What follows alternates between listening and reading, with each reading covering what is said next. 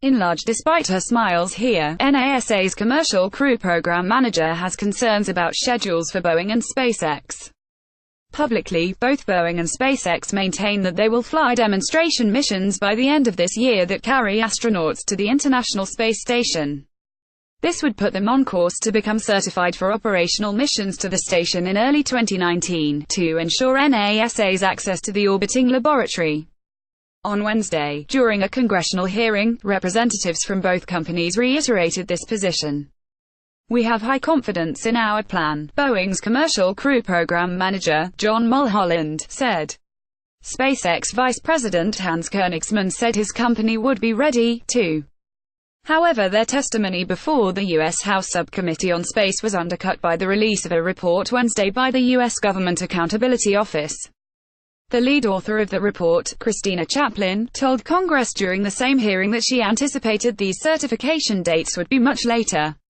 For SpaceX, operational flights to the station were unlikely before December 2019, and Boeing unlikely before February 2020, Chaplin said.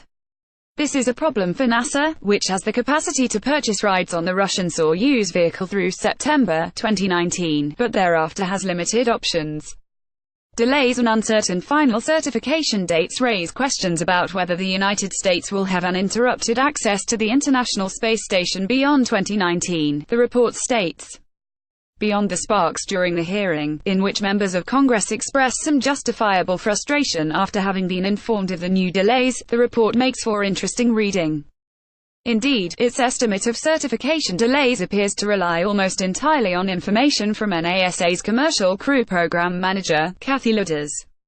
This offers a rare window into what NASA really thinks the schedule for commercial crew flights is. NASA's frustrations. The report cites two reasons for the difference in the more optimistic estimates from Boeing and SpaceX and more pessimistic schedule from NASA. The contractors are aggressive and use their schedule dates to motivate their teams, while NASA adds additional schedule margin for testing. In addition, both contractors assume an efficiency factor in getting to the crewed flight test that NASA does not factor into its analysis.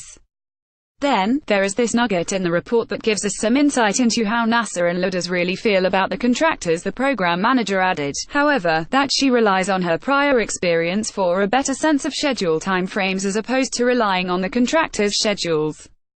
Clearly, there are some trust issues here. Overall, the participants at the congressional hearing Wednesday agreed that the Commercial Crew Program is still a net plus for NASA and the government.